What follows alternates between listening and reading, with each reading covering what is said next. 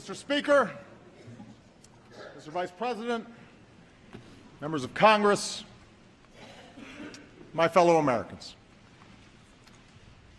Tonight marks the 8th year that I've come here to report on the State of the Union.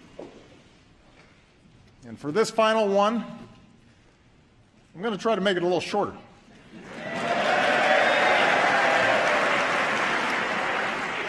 I know some of you are anxious to get back to Iowa.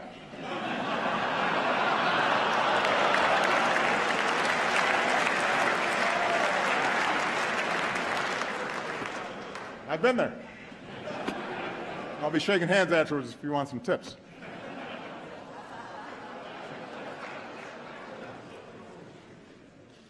Now, I understand that because it's an election season, expectations for what we will achieve this year are low. But, Mr. Speaker, I appreciate the constructive approach that you and other leaders took at the end of last year to pass a budget and make tax cuts permanent for working families. So I hope we can work together this year on some bipartisan priorities like criminal justice reform and helping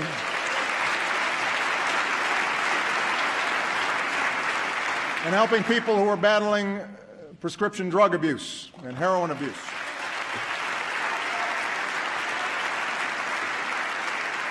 So, who knows? We might surprise the cynics again. But tonight, I want to go easy on the traditional list of proposals for the year ahead. Don't worry, I've got plenty. From helping students learn to write computer code to personalizing medical treatments for patients. And I will keep pushing for progress on the work that I believe still needs to be done. Fixing a broken immigration system. Protecting our kids from gun violence. Equal pay for equal work. Paid leave. Raising the minimum wage. All these things still matter to hardworking families. They're still the right thing to do. And I won't let up until they get done. But for my final address to this chamber, I don't want to just talk about next year. I want to focus on the next 5 years, the next 10 years, and beyond. I want to focus on our future. We live in a time of extraordinary change. Change that's reshaping the way we live, the way we work, our planet, our place in the world. It's change that promises amazing medical breakthroughs, but also economic disruptions that strain working families. It promises education for girls in the most remote villages, but also connects terrorists plotting an ocean away. It's change that can broaden opportunity or widen inequality.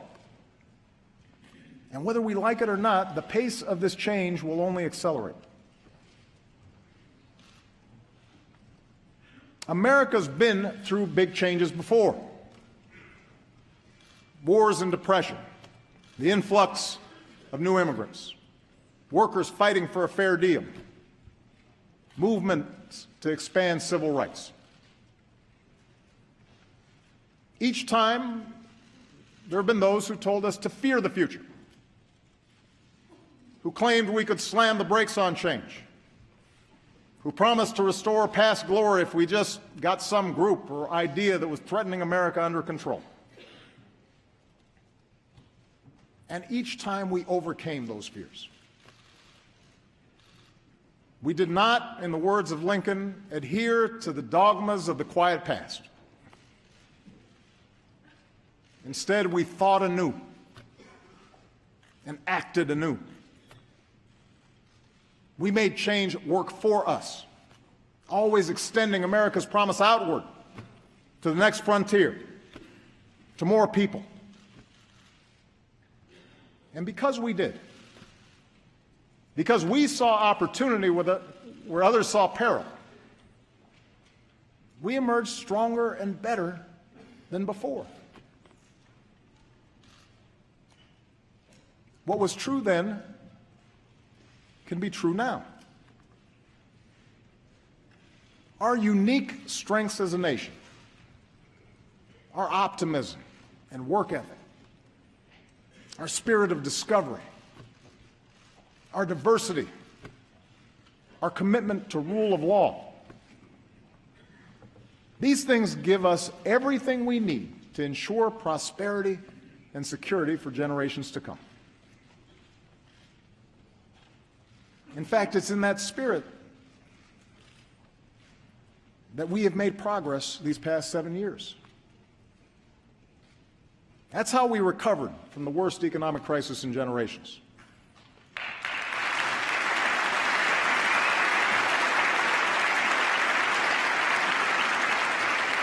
That's how we reformed our healthcare system and reinvented our energy sector.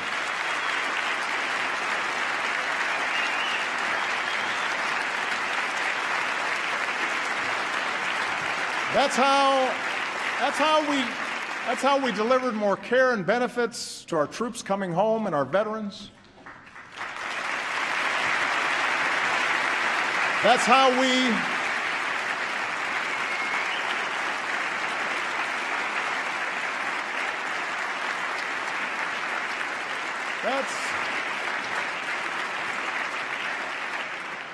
we secured the freedom in every state to marry the person we love.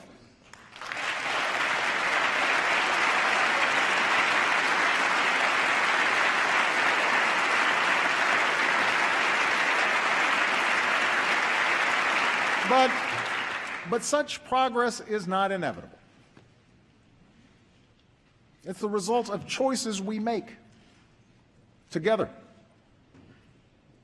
And we face such choices right now. Will we respond to the changes of our time with fear, turning inward as a nation, turning against each other as a people? Or will we face the future with confidence in who we are, in what we stand for, and the incredible things that we can do together? So let's talk about the future. And 4 big questions that I believe we as a country have to answer, regardless of who the next president is or who controls the next Congress. First, how do we give everyone a fair shot at opportunity and security in this new economy?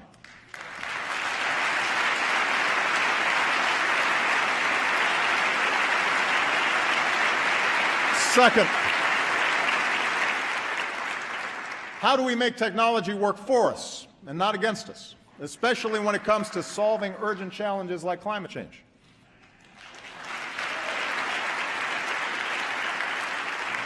Third, how do we keep America safe and lead the world without becoming its policeman?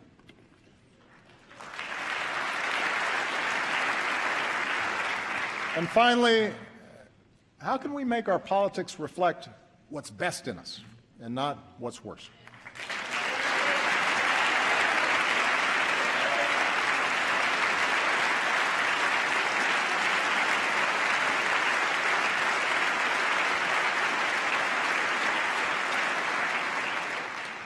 Let me start with the economy and a basic fact.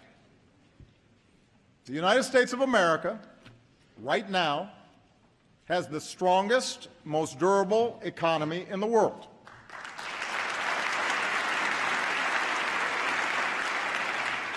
We're in the middle of the longest streak of private sector job creation in history.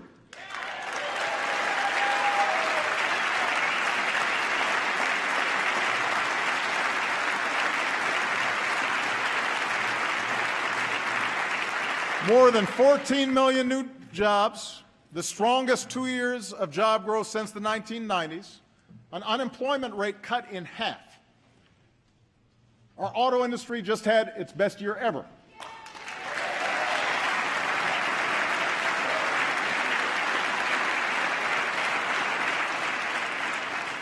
That's just part of a manufacturing surge that's created nearly 900,000 new jobs in the past 6 years.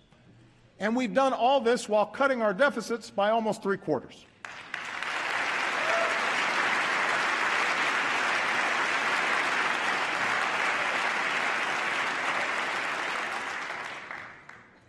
anyone claiming that America's economy is in decline is peddling fiction. Now, what is true, and the reason that a lot of Americans feel anxious, is that the economy has been changing in profound ways. Changes that started long before the Great Recession hit, changes that have not let up. Today, technology doesn't just replace jobs on the assembly line, but any job where work can be automated. Companies in a global economy can locate anywhere, and they face tougher competition. As a result, workers have less leverage for a raise. Companies have less loyalty to their communities. And more wealth and income is concentrated at the very top.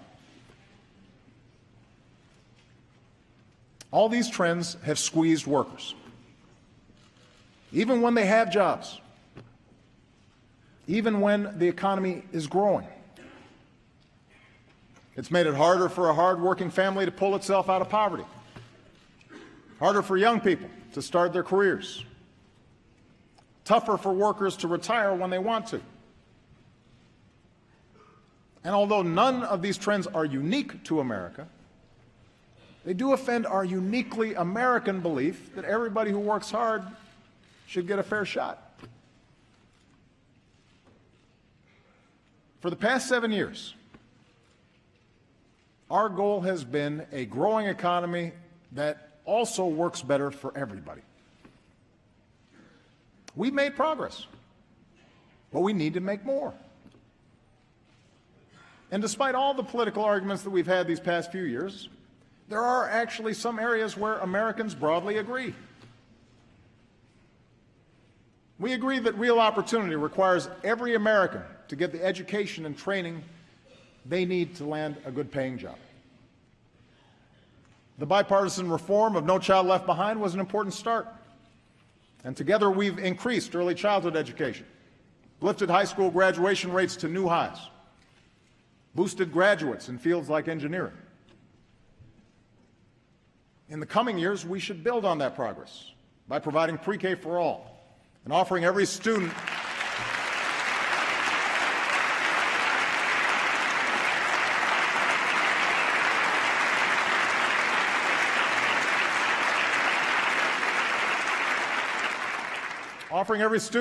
the hands-on computer science and math classes that make them job-ready on day one. We should recruit and support more great teachers for our kids.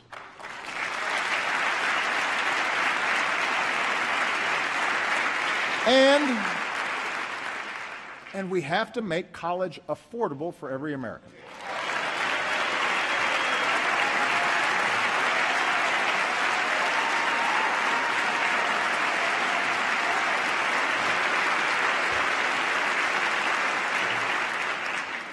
No hardworking student should be stuck in the red. We've already reduced student loan payments to 10% of a borrower's income, and that's good. But now we've actually got to cut the cost of college.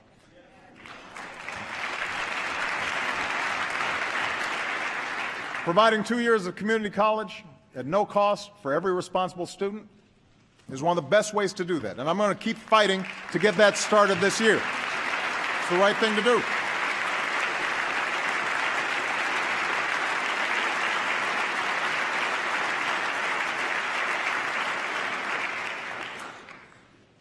But a great education isn't all we need in this new economy.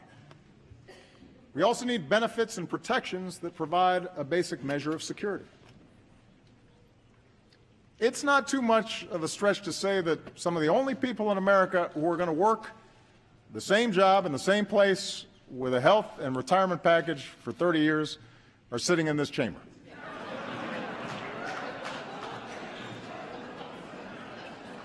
For everyone else, especially folks in their 40s and 50s, saving for retirement or bouncing back from job loss has gotten a lot tougher. Americans understand that at some point in their careers, in this new economy, they may have to retool, they may have to retrain, but they shouldn't lose what they've already worked so hard to build in the process. That's why Social Security and Medicare are more important than ever. We shouldn't weaken them, we should strengthen them.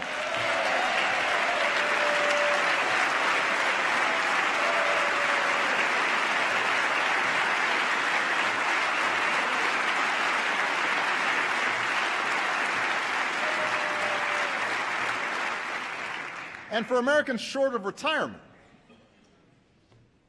basic benefits should be just as mobile as everything else is today. That, by the way, is what the Affordable Care Act is all about. It's about filling the gaps in employer-based care so that when you lose a job, or you go back to school, or you strike out and launch that new business, you'll still have coverage. Nearly 18 million people have gained coverage so far. And in the process,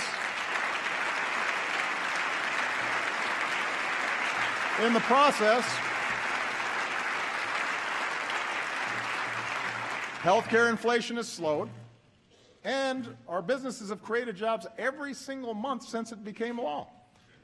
Now, I'm guessing we won't agree on healthcare anytime soon. But, oh, applause right there. Just a guess. But there should be other ways parties can work together to improve economic security. Say a hardworking American loses his job. We shouldn't just make sure that he can get unemployment insurance. We should make sure that program encourages him to retrain for a business that's ready to hire him. If that new job doesn't pay as much, there should be a system of wage insurance in place so that he can still pay his bills. And even if he's going from job to job, he should still be able to save for retirement and take his savings with him. That's the way we make the new economy work better for everybody. I also know Speaker Ryan has talked about his interest in tackling poverty. America is about giving everybody willing to work a chance, a hand up. And I'd welcome a serious discussion about strategies we can all support, like expanding tax cuts for low-income workers who don't have children.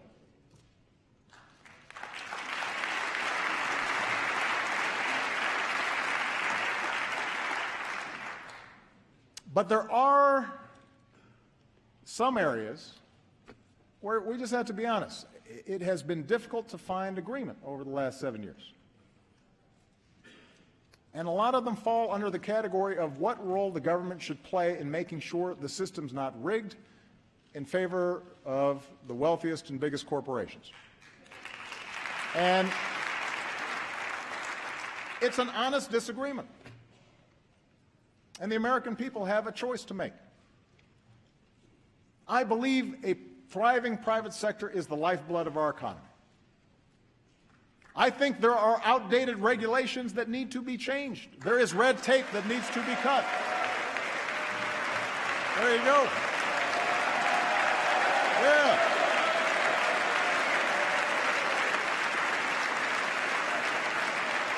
See?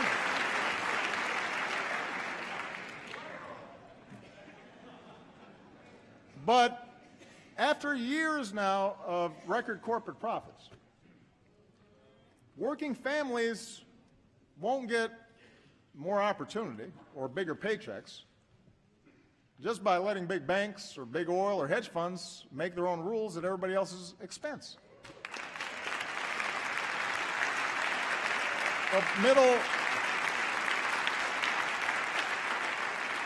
Middle-class families are not going to feel more secure because we allowed a tax on collective bargaining to go unanswered.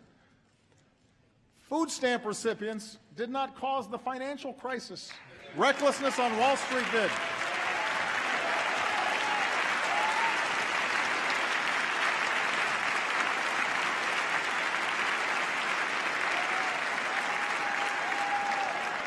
Immigrants aren't the principal reason wages haven't gone up. Those decisions are made in the boardrooms that all too often put quarterly earnings over long-term returns. It's sure not the average family watching tonight that avoids paying taxes through offshore accounts. The point is, I believe that in this new economy, workers and startups and small businesses need more of a voice, not less. The rules should work for them. And I'm not alone in this. This year I plan to lift up the many businesses who figured out that doing right by their workers or their customers or their communities ends up being good for their shareholders. And I want to spread those best practices across America. That's part of a brighter future.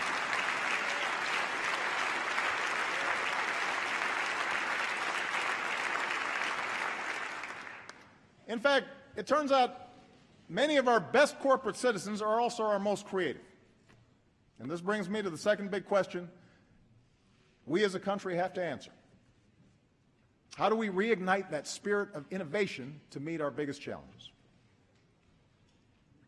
60 years ago, when the Russians beat us into space, we didn't deny Sputnik was up there. We didn't argue about the science or shrink our research and development budget. We built a space program almost overnight, and 12 years later, we were walking on the moon.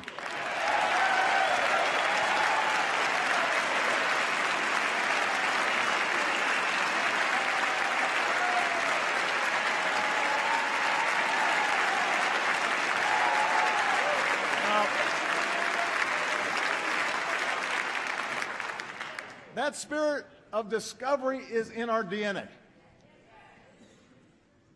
America is Thomas Edison and the Wright brothers and George Washington Carver. America is Grace Hopper and Katherine Johnson and Sally Ride. America is every immigrant and entrepreneur from Boston to Austin to Silicon Valley racing to shape a better future. That's who we are. And over the past 7 years, we've nurtured that spirit. We've protected an open internet and taken bold new steps to get more students and low-income Americans online. We've launched next-generation manufacturing hubs and online tools that give an entrepreneur everything he or she needs to start a business in a single day. But we can do so much more. You know, last year, Vice President Biden said that with a new moonshot, America can cure cancer. Last month, he worked with this Congress to give scientists at the National Institutes of Health the strongest resources that they've had in over a decade. Well,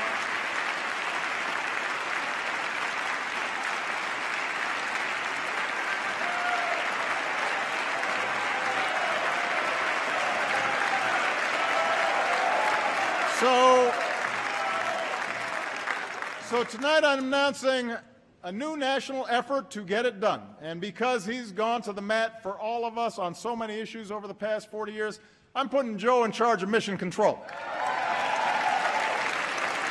For the loved ones we've all lost, for the families that we can still save, let's make America the country that cures cancer once and for all. What do you say, Joe? Let's make it happen.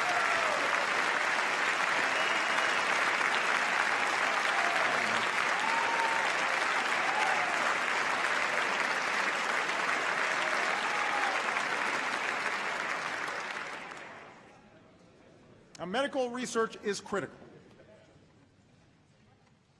We need the same level of commitment when it comes to developing clean energy sources.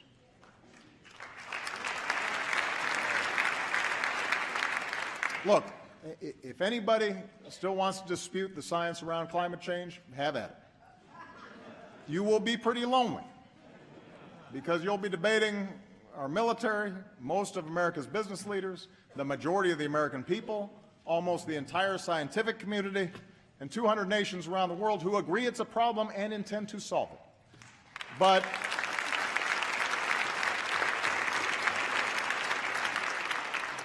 even if the planet wasn't at stake, even if 2014 wasn't the warmest year on record, until 2015 turned out to be even hotter, why would we want to pass up the chance for American businesses to produce and sell the energy of the future.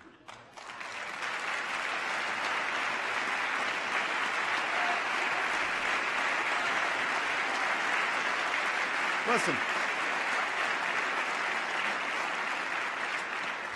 7 years ago, we made the single biggest investment in clean energy in our history. Here are the results. In fields from Iowa to Texas, wind power is now cheaper than dirtier conventional power. On rooftops from Arizona to New York, solar is saving Americans tens of millions of dollars a year on their energy bills and employs more Americans than coal in jobs that pay better than average. We're taking steps to give homeowners the freedom to generate and store their own energy, something, by the way, that environmentalists and Tea Partiers have teamed up to support. And meanwhile, we've cut our imports of foreign oil by nearly 60% and cut carbon pollution more than any other country on earth.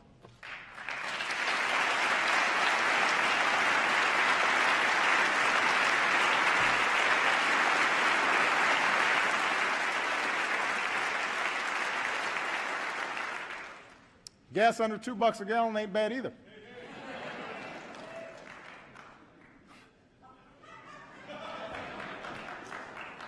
Now we've got to accelerate the transition away from old, dirtier energy sources. Rather than subsidize the past, we should invest in the future, especially in communities that rely on fossil fuels. We do them no favor when we don't show them where the trends are going. And that's why I'm going to push to change the way we manage our oil and coal resources so that they better reflect the cost they impose on taxpayers and our planet. And that way we put money back into those communities and put tens of thousands of Americans to work building a 21st century transportation system.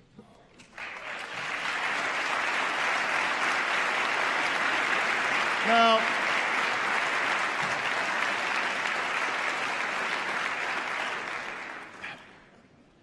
none of this is going to happen overnight.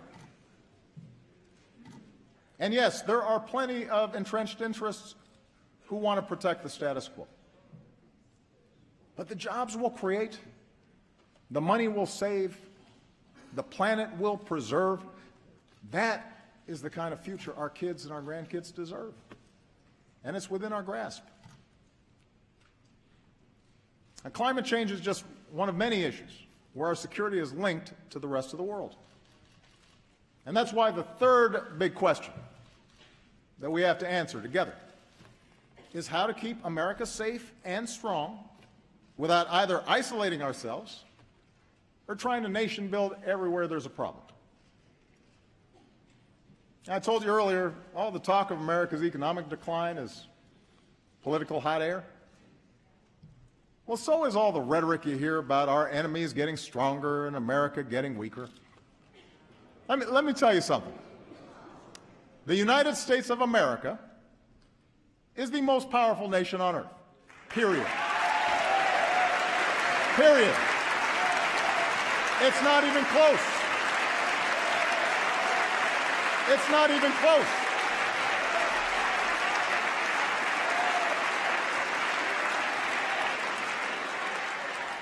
It's not even close. We spend more on our military than the next 8 nations combined. Our troops are the finest fighting force in the history of the world.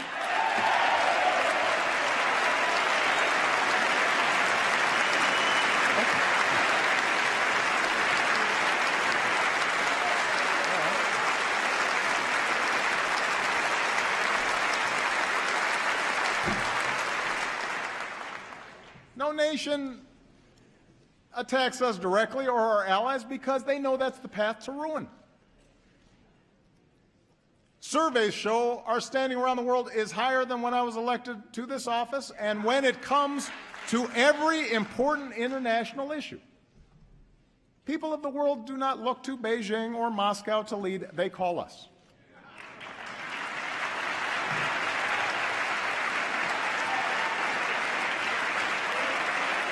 So,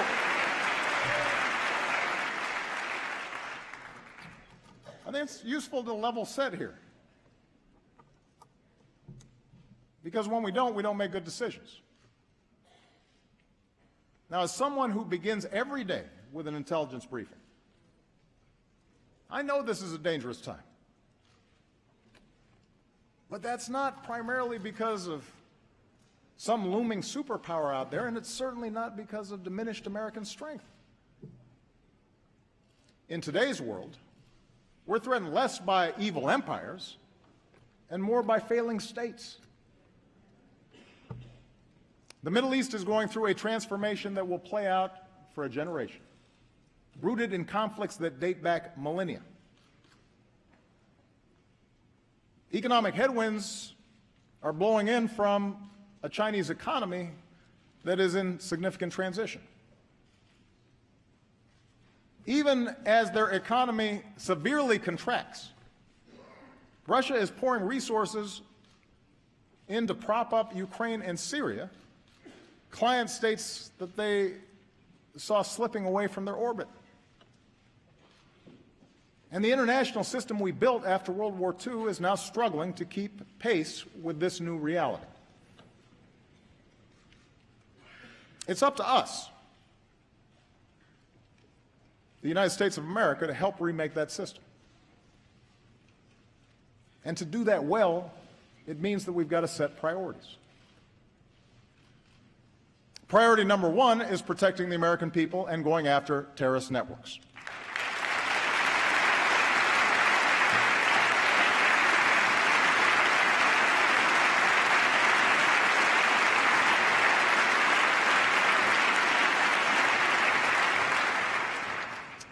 Both al-Qaeda and now ISIL pose a direct threat to our people because in today's world, even a handful of terrorists who place no value on human life, including their own, can do a lot of damage. They use the internet to poison the minds of individuals inside our country. Their actions undermine and destabilize our allies. We have to take them out. But as we focus on destroying ISIL, over-the-top claims that this is World War III just play into their hands. Masses of fighters on the back of pickup trucks, twisted souls plotting in apartments or garages, they pose an enormous danger to civilians. They have to be stopped. But they do not threaten our national existence. That is the story ISIL wants to tell. That's the kind of propaganda they use to recruit. We don't need to build them up to show that we're serious. And we sure don't need to push away vital allies in this fight by echoing the lie that ISIL is somehow representative of one of the world's largest religions.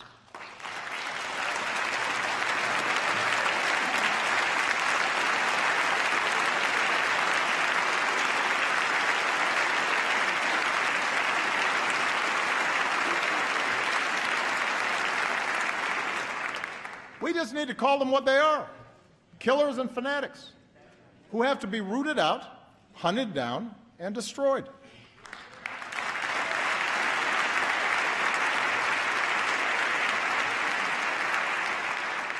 And that's exactly what we're doing. For more than a year, America has led a coalition of more than 60 countries to cut off ISIL's financing, disrupt their plots, stop the flow of terrorist fighters, and stamp out their vicious ideology. With nearly 10,000 airstrikes, we're taking out their leadership, their oil, their training camps, their weapons. We're training, arming, and supporting forces who are steadily reclaiming territory in Iraq and Syria. If this Congress is serious about winning this war and wants to send a message to our troops and the world, authorize the use of military force against ISIL. Take a vote.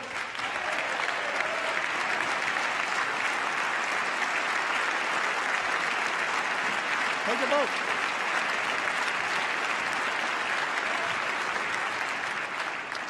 But the American people should know that with or without congressional action, ISIL will learn the same lessons as terrorists before them. If you doubt America's commitment, or mine, to see that justice is done, just ask Osama bin Laden.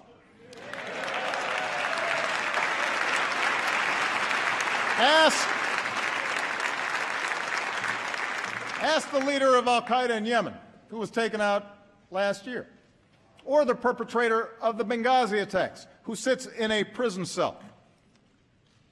When you come after Americans, we go after you. And it may take time, but we have long memories, and our reach has no limits.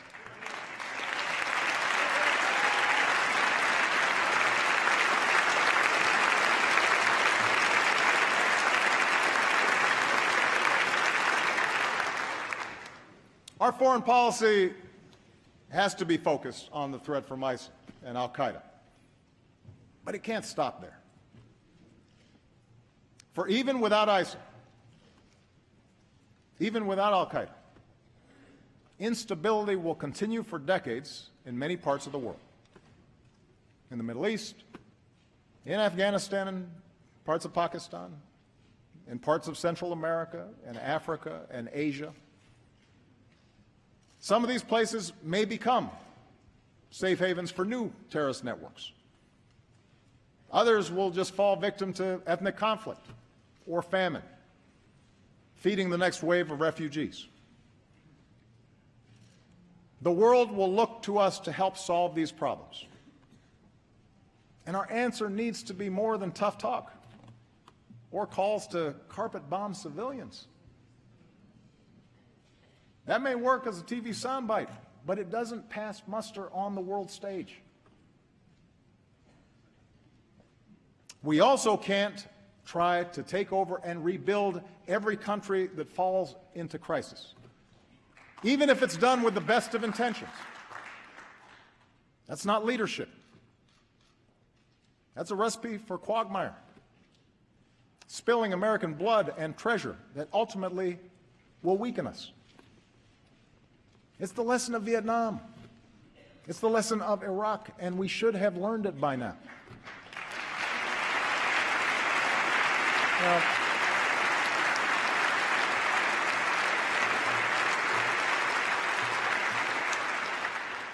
Fortunately, there is a smarter approach, a patient and disciplined strategy that uses every element of our national power.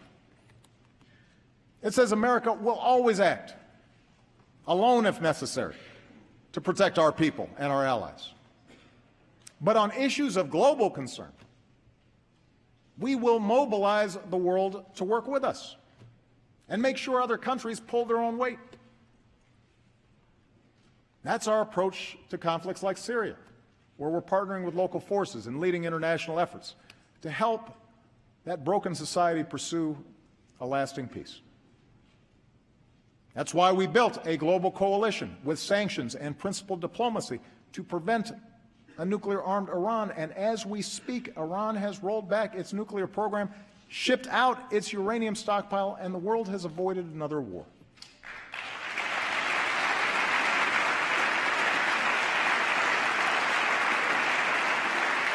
That's how we stopped the spread of Ebola in West Africa.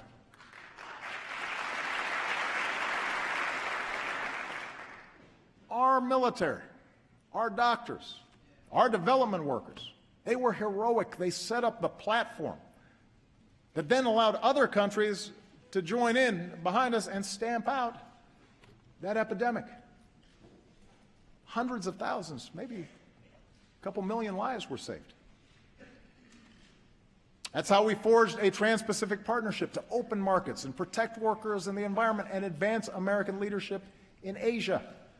It cuts 18,000 taxes on products made in America, which will then support more good jobs here in America.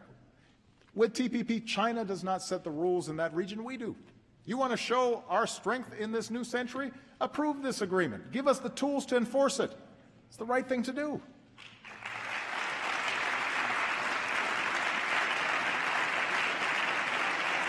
Let me give you another example.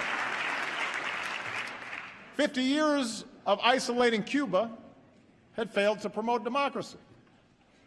It set us back in Latin America.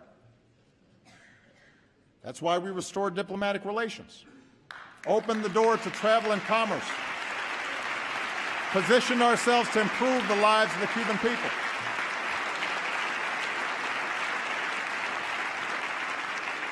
So if you want to consolidate our leadership and credibility in the hemisphere, recognize that the Cold War is over. Lift the embargo.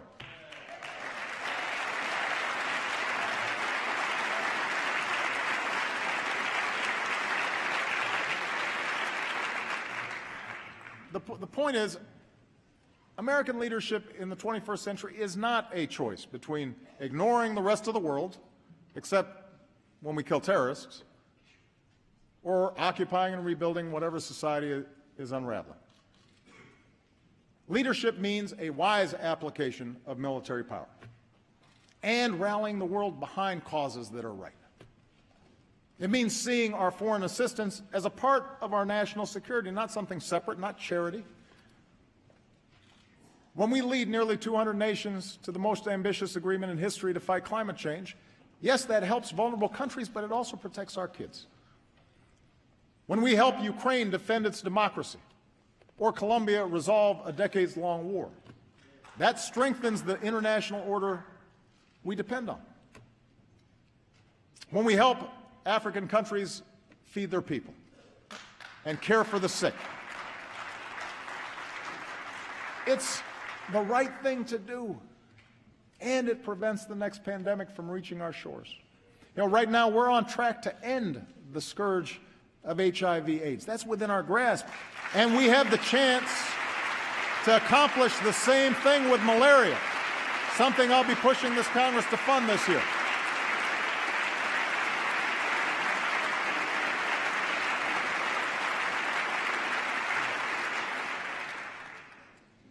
That's American strength. That's American leadership. And that kind of leadership depends on the power of our example.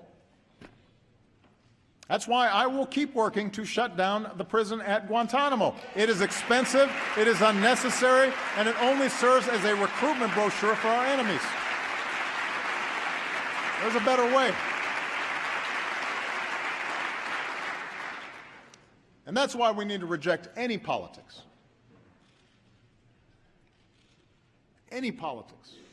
that targets people because of race or religion. Let me just say this.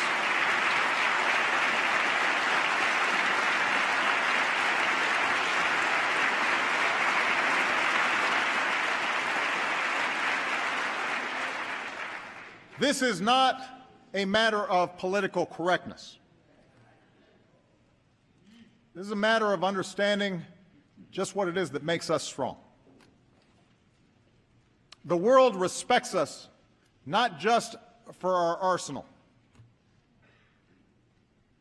It respects us for our diversity and our openness and the way we respect every faith. His Holiness Pope Francis told this body from the very spot that I'm standing on tonight that to imitate the hatred and violence of tyrants and murderers is the best way to take their place. When politicians insult Muslims, whether abroad or our fellow citizens, when a mosque is vandalized or a kid is called names, that doesn't make us safer. That's not telling it like it is.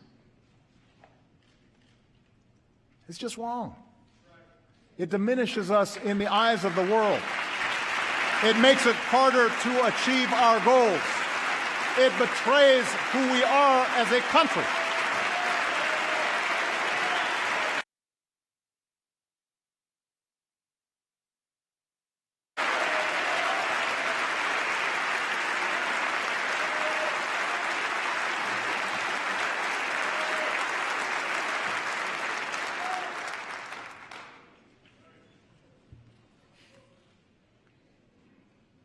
We the people. Our Constitution begins with those three simple words. Words we've come to recognize mean all the people, not just some. Words that insist we rise and fall together. And that's how we might perfect our union. And that brings me to the fourth and maybe most important thing that I want to say tonight. The future we want. All of us want. Opportunity and security for our families, a rising standard of living, a sustainable, peaceful planet for our kids. All that is within our reach. But it will only happen if we work together. It will only happen if we can have rational, constructive debates. It will only happen if we fix our politics. A better politics doesn't mean we have to agree on everything. This is a big country. Different regions, different attitudes, different interests. That's one of our strengths, too. Our founders distributed power between states and branches of government and expected us to argue, just as they did, fiercely, over the size and shape of government, over commerce and foreign relations, over the meaning of liberty and the imperatives of security. But democracy does require basic bonds of trust between its citizens. It doesn't work if we think the people who disagree with us are all motivated by malice. It doesn't work if we think that our political opponents are unpatriotic or are trying to weaken America. Democracy grinds to a halt without a willingness to compromise, or when even basic facts are contested, or when we listen only to those who agree with us. Our public life withers when only the most extreme voices get all the attention. And most of all, democracy breaks down when the average person feels their voice doesn't matter, that the system is rigged in favor of the rich or the powerful or some special interest. Too many Americans feel that way right now. It's one of the few regrets of my presidency that the rancor and suspicion between the parties has gotten worse instead of better. I have no doubt a president with the gifts of Lincoln or Roosevelt might have better bridged the divide. And I guarantee I'll keep trying to be better so long as I hold this office. But my fellow Americans, this cannot be my task or any president's alone. There are a whole lot of folks in this chamber, good people, who would like to see more cooperation, would like to see a more elevated debate in Washington, but feel trapped by the imperatives of getting elected, by the noise coming out of your base. I know, you've told me. It's the worst kept secret in Washington. And a lot of you aren't enjoying being trapped in that kind of rancor. But that means if we want a better politics, and I'm addressing the American people now, if we want a better politics, it's not enough just to change a congressman or change a senator or even change a president.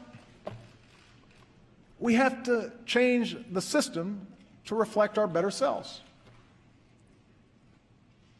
I think we've got to end the practice of drawing our congressional districts so that politicians can pick their voters and not the other way around. Let a bipartisan group do it.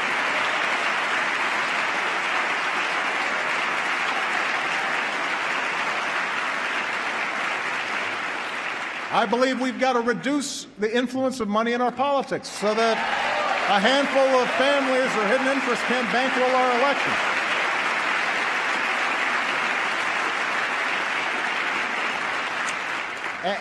And if our existing approach to campaign finance reform can't pass muster in the courts, we need to work together to find a real solution, because it's a problem.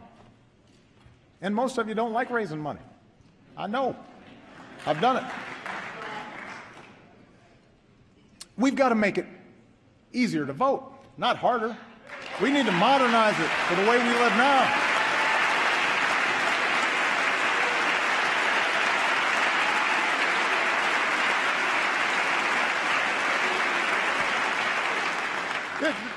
This is America.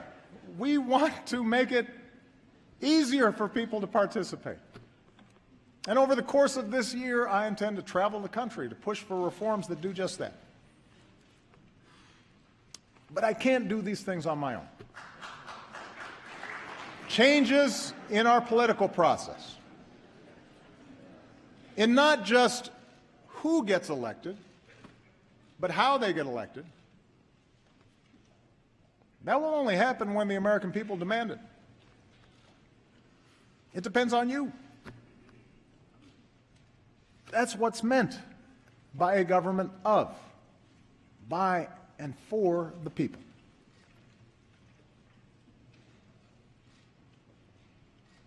What I'm suggesting is hard. It's a lot easier to be cynical, to accept that change is not possible. And politics is hopeless. And the problem is, all the folks who are elected don't care. And to believe that our voices and our actions don't matter. But if we give up now, then we forsake a better future. Those with money and power will gain greater control over the decisions that could send a young soldier to war, or allow another economic disaster, or roll back the equal rights and voting rights that generations of Americans have fought, even died to secure. And then, as frustration grows, there will be voices urging us to fall back into our respective tribes, to scapegoat fellow citizens who don't look like us, or pray like us, or vote like we do, or share the same background. We can't afford to go down that path. It won't deliver the economy we want. It will not produce the security we want. But most of all, it contradicts everything that makes us the envy of the world. So, my fellow Americans, whatever you may believe, whether you prefer one party or no party, whether you supported my agenda or fought as hard as you could against it, our collective futures depends on your willingness to uphold your duties as a citizen, to vote, to speak out, to stand up for others, especially the weak, especially the vulnerable, knowing that each of us is only here because somebody, somewhere, stood up for us.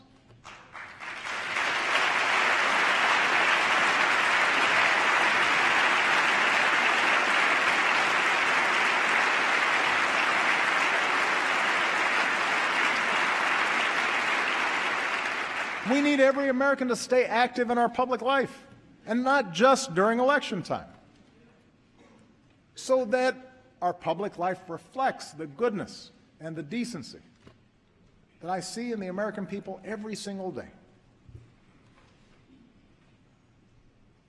It is not easy. Our brand of democracy is hard. But I can promise that a little over a year from now, when I no longer hold this office, I will be right there with you as a citizen, inspired by those voices of fairness and vision, of grit and good humor and kindness that have helped America travel so far. Voices that help us see ourselves not first and foremost as black or white or Asian or Latino, not as gay or straight, immigrant or native born, not Democrat or Republican, but as Americans first, bound by a common creed. Voices Dr. King believed would have the final word. Voices of unarmed truth and unconditional love. And they're out there, those voices. They don't get a lot of attention. They don't seek a lot of fanfare. But they're busy doing the work this country needs doing. I see them everywhere I travel in this incredible country of ours. I see you, the American people.